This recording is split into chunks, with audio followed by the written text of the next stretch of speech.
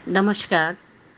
मैं जयपुर से पुष्पा गोस्वामी आपके सम्मुख दो कविताएं प्रस्तुत कर रही हूँ।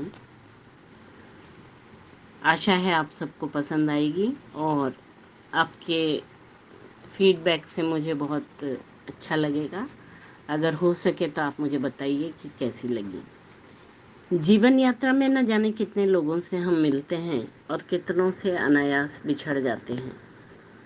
संयोग और वियोग की इस धूप छाह में सदीनामा से जुड़ने का एक अनूठा अवसर मुझे प्राप्त हुआ और इसे मैं संयोग ही कहूँगी कि एक दिन के बाद हुई बातचीत के मैं आज आपके सामने कविता पाठ प्रस्तुत कर रही हूँ और इसके लिए मैं सदीनामा की सारी टीम को बहुत बहुत शुभकामनाएं देती हूँ, बधाई देती हूँ और धन्यवाद देती हूँ।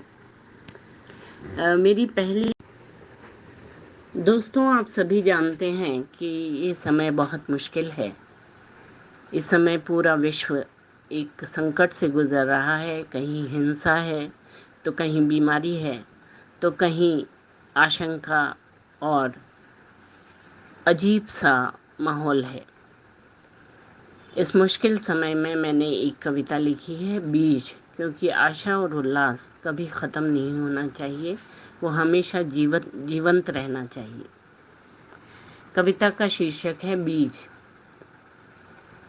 इस मुश्किल समय में कराहती धरती के बीच मैंने कुछ बीज रोपे हैं। इस मुश्किल समय में कराहती धरती के बीच मैंने कुछ बीज रोपे हैं, आशा और उल्लास के बीज। मौसम तेजाब सा दहक रहा है, मौसम तेजाब सा दहक रहा है, पर जब ये बीज बनेंगे वट वृक्ष तब शायद कुछ राहत दे सकें। जब बारूद लावे सा बरस रहा होगा बस्तियों में, तब इन बीजों से पनपे लाल फूल महकाएंगे वादियाँ। जब बारूद लावे सा बरस रहा होगा बस्तियों में, तब इन बीजों से पनपे लाल फूल महकाएंगे वादियाँ। खिलखिलाएंगे मासूम बच्चे इनके साथ, खिलखिलाएंगे मासूम बच्चे इनके साथ साथ, भूल कर भून दिए गए अपने माता पिता, भाई बहन और नाते रिश्तेदारों का गम। टूटे पंखों वाले घायल पंछी ढूंढेंगे आसरा, टूटे पंखों वाले घायल पंछी ढूंढेंगे आसरा, इसी पेड़ पर बनाएंगे नव सृजन के लिए नव नीड़। आज की तुम्हारी व्यंग भरी मुस्कान का जवाब मैं उस दिन दूंगा, आज की तुम्हारी इस व्यंग भरी मुस्कान का जवाब मैं उस दिन दूंगा, जब तुम खुद ठंडी छांव तलाशने आओगे, थके हारे, पस्त, अस्त व्यस्त।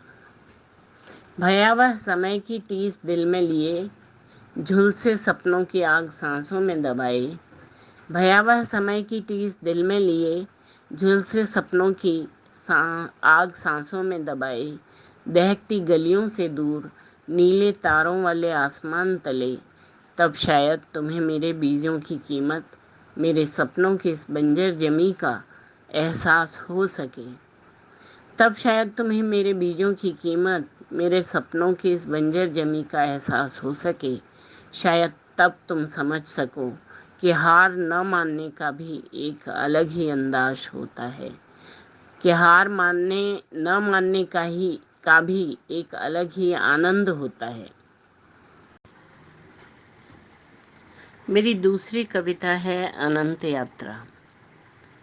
आज हम सब अपनी अपनी यात्राओं पर जा रहे हैं, अपने अकेलेपन में किसी दूसरे का साथ लिए बिना, क्योंकि घर बिखर रहे हैं, शहर बिखर रहे हैं और शायद दुनिया भी बिखर रही है।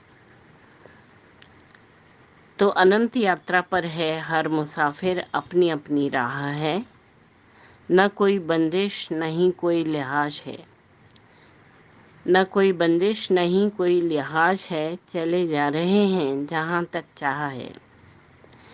हर मुसाफिर अपनी अपनी राह है, न कोई बंदिश नहीं कोई लिहाज है, चले जा रहे हैं जहाँ तक चाह है। और एक अंधी दौड़ है जिसका आदि न अंत है, न कोई सीधी राह है, क्योंकि इच्छाएं अनंत हैं। अतीत की बस एक धुंधली सी आह है, अतीत की बस एक धुंधली सी आह है, सामने सपनीला आकाश है। अनाम सा भय चलता है साथ साथ, फिर भी पल भर न विश्राम है। अनंत यात्रा पर हर मुसाफिर अपनी अपनी राह है।